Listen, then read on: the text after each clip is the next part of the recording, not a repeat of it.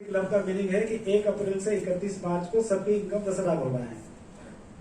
2 session में है, एक लाइफ इंश्योरेंस और केयर हेल्थ इंश्योरेंस। ठीक है, ये दोनों मिला के हम सब लोग 10 लाख रुपए कमाएंगे। ये हमारे मेंबर हैं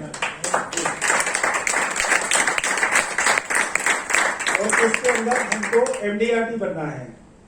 तो मैंने बोला कि MDRT हम बताते बताते भूल गए कि कैसे बनते हैं।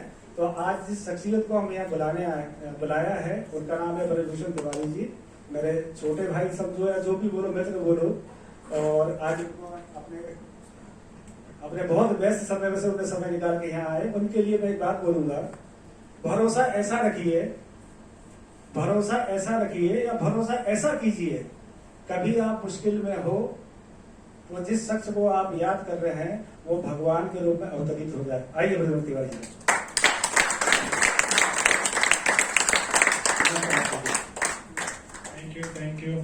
थैंक यू शुक्ला सर इतनी विशेषताएं बता दिए कि जो हमारे पास है नहीं। बहुत सारे साथी को हम जानते हैं, इसमें बहुत सारे लोगों को हम जानते हैं, आज से नहीं करीब 10 साल से जान रहे हैं। शुक्ला साहब में जो क्वालिटी है वो हमारे में ही क्वालिटी नहीं है। पता नहीं क्यों मुझे चुने बताने के लिए कि MDRT कैसे किया जाता है, लेकिन शुक्ला जी में जो काबिलियत है वो मेरे में नहीं है। मैं ये सोचता हूँ, सभी में जब सोचता हूँ, सभी को देखता हूँ तो मुझे लगता है कि यार मैं इनसे तो बहुत नीचे उसमें हूँ। मुझे जो इनको आता है वो मुझे नहीं आता। लेकिन शुक्ला साहब मुझे इनवाइट किए हैं आज MDRT कैसे करें, कैसे होना चाहिए। तो साथियों हमारे पास कुछ विशेष इसका वो नहीं है, लेकिन मैं आपका सवाल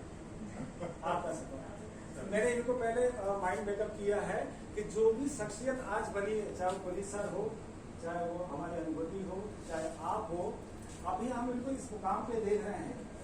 लेकिन इन्होंने जो शुरुआत में जो मेहनत की है, मैंने फिर बताया ना आपको, एक 2 पत्थर होते हैं, एक पत्थर जिसके ऊपर पैर पे चल के हम लोग घूमते हैं और एक पत्थर जिसकी हम मूर्त के रूप में पूजा करते हैं। दोनों में बहुत डिफरेंट, दोनों पत्थर से बने हैं, लेकिन वो मूर्त वाला पत्थर बहुत खाया, तब वो मंदिर में जाके विराजमान हुआ है, तब हम उसकी पूजा करते हैं। तो आज अगर ये MDRT हुए हैं तो आपका सबक प्लीज। Thank you sir. मैं ये बताना चाहूंगा, अभी शुक्ला साहब आप लोगों से बोल रहे थे कि आप लोगों की इनकम 10 लाख होनी चाहिए। शुक्ला जी आपको टारगेट दिया लेकिन बहुत छोटा कर दिया। 10 लाख होता क्या है? 10 लाख और LIC और केयर जैसे संस्थाओं में आप काम कर रहे हैं तो 10 लाख कुछ भी नहीं होता है। इसलिए कि मैं उसका यूज कर रहा हूं, मुझे आ रहा है तो मुझे लगता है कि कुछ भी नहीं होता है। इसलिए ये टारगेट थोड़ा सा बड़ा रहना चाहिए। साथियों मैं बाहर का रहने वाला हूं, बाहर से भोपाल के लिए आया, इसलिए आया कि यहाँ पे चलूंगा, छोटी मोटी नौकरी करूंगा और अपना जीविकोपार्जन करूंगा, बच्चों को पढ़ाऊंगा, यही एक उद्देश्य है आने का।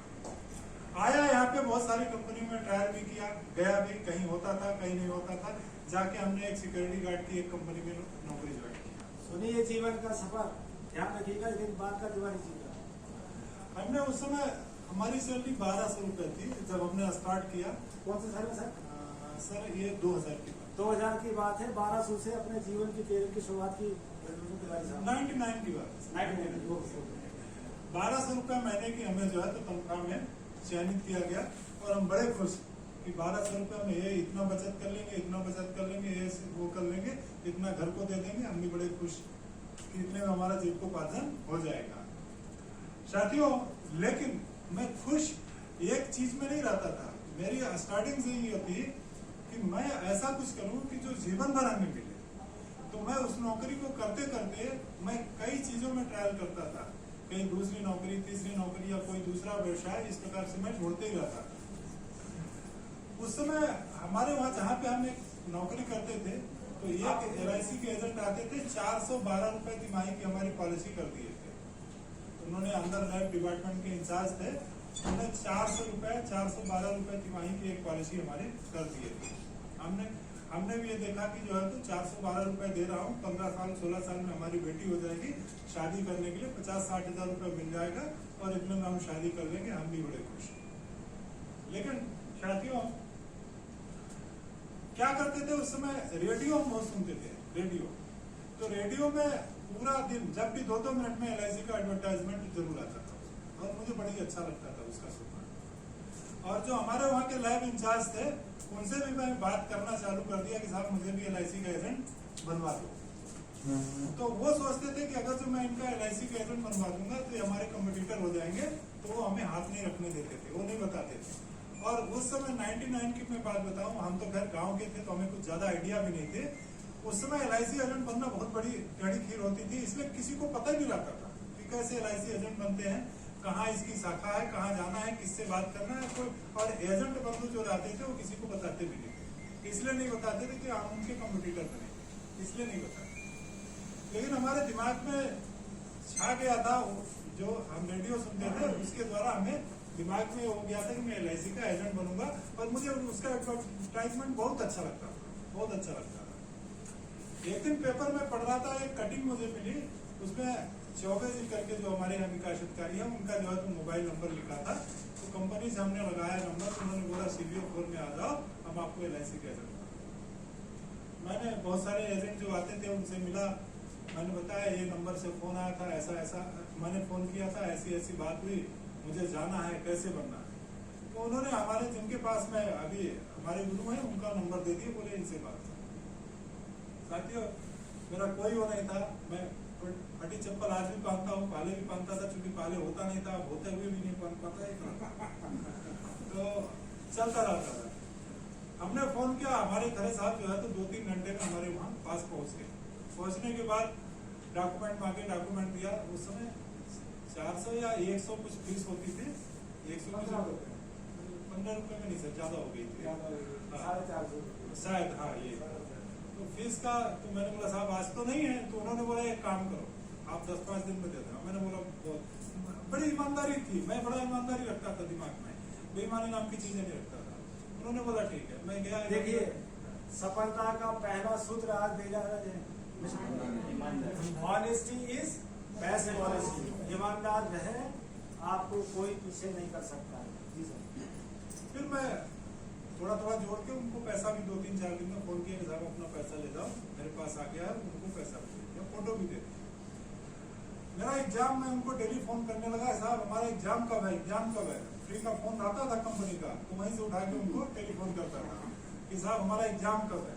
तो बोले आ जाएगा आ जाएगा। एक दिन फोन किया कि आज 10:30 बजे आ जाओ एग्जाम। जब मैं गया तो हमारे पास जेब में 50 रुपया था, तो मैंने जो है तो जेब में डाल के वहाँ पे साहब के पास गया। तो वहाँ पे जब मैं परीक्षा हॉल के पास गया, मेरा प्रवेश पत्र लेके गए खरे साहब और साथ में गए, तो प्रवेश पत्र में हमारी फोटो नहीं थी। तो मैडम वहाँ जो एग्जाम दिला रही थी वो हमें बोले कि नहीं हम आपको एग्जाम नहीं दिलाएंगे, इसमें पहले फोटो बनाओ। फोटो साहब को हमने दे के रखा था, सारी चीज उनसे कहीं खो गया।